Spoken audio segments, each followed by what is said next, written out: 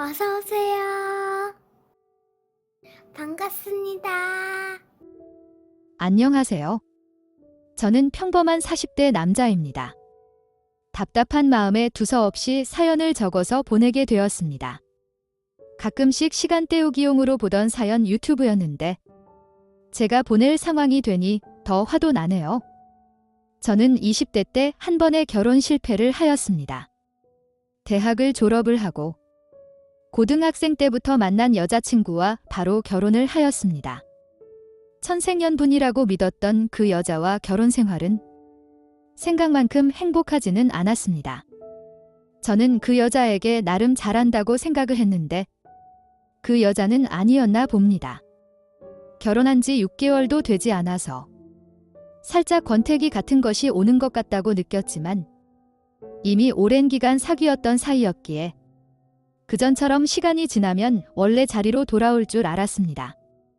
하지만 원래 자리로 돌아오지 않았고 다른 남자가 생겼다면서 저에게 이혼을 요구하였습니다. 제가 모르는 사람이라고 하였지만 나중에 이혼을 진행하면서 제가 아는 지인과 바람이 난 것도 알게 되었습니다. 이렇게 첫 번째 결혼은 실패하였습니다. 고등학생 때부터 20대 후반까지 한 여자하고 지냈기에 주변에는 아는 여자도 없고 여자에 대한 배신감도 컸기에 다시는 연애와 결혼은 하지 않겠다고 생각하면서 멋진 제 인생을 만들기 위해서 열심히 살았습니다. 열심히 회사도 다니고 퇴근하면 운동도 하면서 자기관리도 하였고 주말이면 이것저것 해보고 싶었던 취미생활들도 해보았습니다. 취미생활을 하면서 알게 된 친한 형님이 커피가게 오픈하게 되었습니다. 자연스럽게 그 커피가게에서 정모를 하게 되었고 저 역시도 자주 갔습니다. 정모가 아니어도 근처 지나갈 일이 있으면 들려서 커피도 한잔하고 형님과 이야기하다 갔습니다. 갈 때마다 형님께서 커피값도 안 받고 무료로 커피를 주시다 보니 다른 간식들을 사서 갔습니다. 그러면서 매니저님하고도 자연스럽게 친해지게 되었습니다. 그러다 매니저님도 저희 동호회에 가입하게 되면서 그나마 조금 남아있던 거리감도 없어지고 다른 회원님들처럼 자주 연락도 하면서 지냈습니다. 그냥 사람이 그립고 고팠을 뿐이지 연애할 이성이 그리웠던 것은 아니었습니다. 그런데 그녀와 점점 연락을 하고 지내다 보니 정말 괜찮은 사람이라는 생각이 들었습니다. 그리고 그녀에게 고백도 받게 되었습니다. 한 번의 실패가 있는 것도 아직 연애 이런 것을 할 준비가 안 된 사람인 것도 다 알고 있음에도 기다릴 수 있다면서 기회를 달라며 고백을 하는 것이었습니다. 충분히 이쁘고 나이도 어려서 저보다 더 멋진 남자들에게 사랑을 받을 수 있는 분이기에 더 좋은 남자를 만나보라고 하면서 죄송하다고 거절을 하였습니다.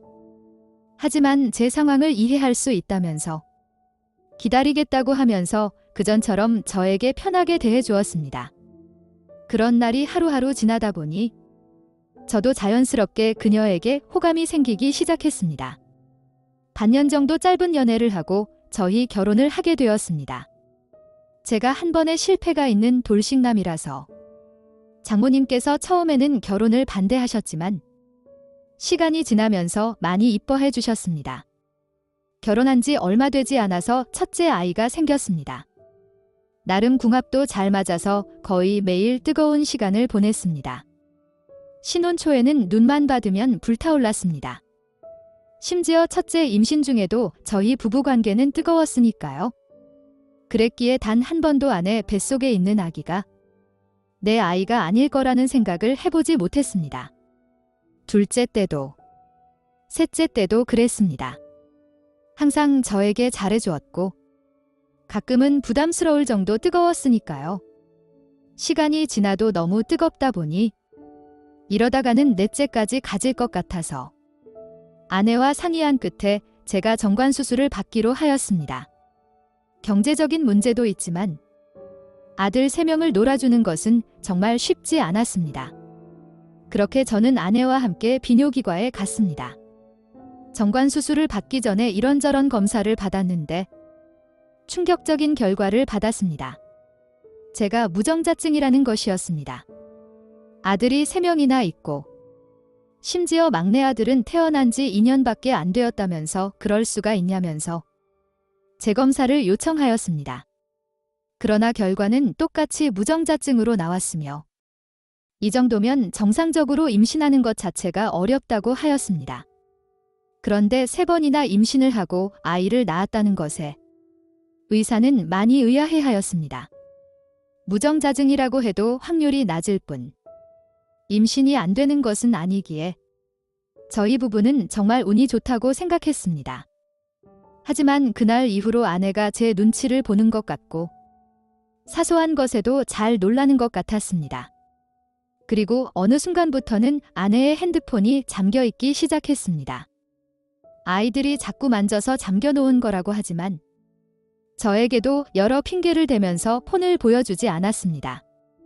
그렇게 지내던 중 오랜만에 동호회를 아내와 같이 나가게 되었습니다. 저 혼자 또는 아내 혼자서는 종종 동호회에 나갔지만 일정이 맞지 않아서 같이 안 나간 지는 한참 되었습니다. 아무튼 즐거운 마음으로 아내와 나갔습니다. 가는 동안에 아내한테서 걱정이 가득 찬 얼굴이 보이길래 처가에 맡기고 온 아이들 때문에 그러냐고 물었더니 괜찮다고 말은 하고 있지만 얼굴은 그렇지 않았습니다. 1박 2일 동안 펜션에서 하는 모임이었기에 저녁에 술도 한 잔씩 하였습니다. 한두 잔 먹다 보니 아내가 안 보이는 것이었습니다. 피곤해서 방에 자는 건가 싶어서 찾아보았는데 방에는 없었습니다. 아내에게 전화를 걸었더니 통화 중인 것이었습니다. 아이들이 잘 있는지 걱정돼서 전화를 하고 있는 것 같아서 찾아다녔는데 카페를 하고 있는 형님이 전화로 싸우고 있는 것이었습니다.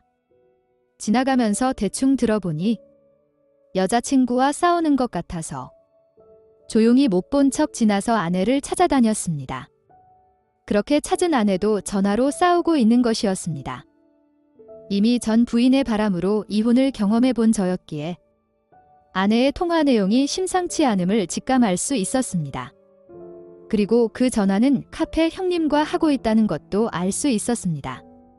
그리고 아내의 전화 내용에는 제 아들들의 출생에 대한 의심을 주는 내용들도 있었습니다. 정말 너무 화가 났지만 경험이 있어서 다행이라고 해야 할지 저는 조용히 엿듣고는 그 자리를 피했습니다. 그날 밤 술에 취해 잠이 든 아내의 손가락으로 핸드폰의 보안을 풀어서 가지고 나왔습니다. 항상 통화 내용을 자동 저장하는 아내 핸드폰의 통화 내용을 찾아서 듣기 시작했습니다. 역시나 아까 제가 들었던 것이 맞았습니다. 카페 형님과 아내는 불륜 사이가 맞았습니다. 정확히 말하면 제가 불륜남인지도 모르겠습니다. 저와 만나기 전부터 이미 그들은 만나고 있던 사이였습니다. 사귄다기보다는 썸 정도의 관계였던 것 같습니다.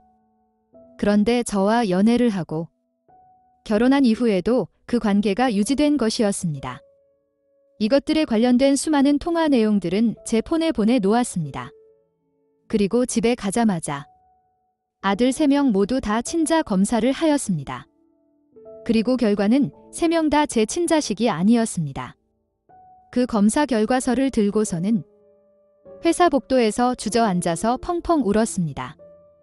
게다가 심지어 그 3명은 친형제 사이였습니다.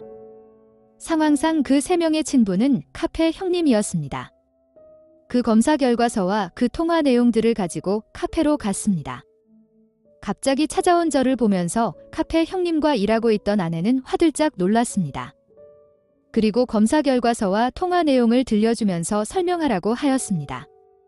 아내와 카페 형님은 오해라면서 불륜 사이로 의심하지 말라고 하였지만 그 말을 믿어준다고 한들 3명 아들 중에 제 친자식이 1명도 없는 것은 어떻게 설명할 거냐고 물었습니다. 아내는 검사에 오류가 있는 것 같다면서 분명 제 아들들이 맞는다고 하였습니다. 저도 검사가 잘못되었을 거라고 믿고 싶어서 다른 곳에도 보내보았지만 결과는 바뀌지 않았습니다. 다른 곳에서 받은 검사 결과서까지 보고 나서는 아무 말도 하지 못했습니다. 벙어리들 마냥 아무 말도 하지 않기에 검사 결과서를 찍어서 처갓집 가족 단톡방에 올렸습니다. 그리고 이혼하겠다는 말과 함께 아이들을 모두 데리고 제 집에서 나가달라고 글을 남겼습니다. 그래서 현재 아내와 아이들은 모두 처갓집에 가 있는 상황이고 카페 형님과 인연도 끊고 동호회도 탈퇴하였습니다. 아내는 정말 다 제 아이인 줄 알았다면서 실수가 있었던 것은 사실이지만 이미 카페 형님과 끝난 사이라면서 용서해달라고 하지만 카페 형님 가게에 결혼 이후에도 일하면서 얼마나 저를 기만했을 것을 생각하니 용서가 되지 않습니다. 변호사 사무실에서 상담도 끝이 난 상태이고 곧 이혼 절차를 밟을 예정입니다. 제 인생에 결혼을 하고 평범한 가정을 꾸리고 사는 것은 어려운 일인가 봅니다. 너무 답답하고 힘들고 속상하네요. 오늘의 사연은 여기까지입니다. 구독과 좋아요, 알림 설정 부탁드립니다. 긴 글을 읽어주셔서 감사합니다. 구독과 좋아요 꾹꾹 눌러주세요. 꾹꾹. 알림 설정도 꾹꾹 눌러주세요.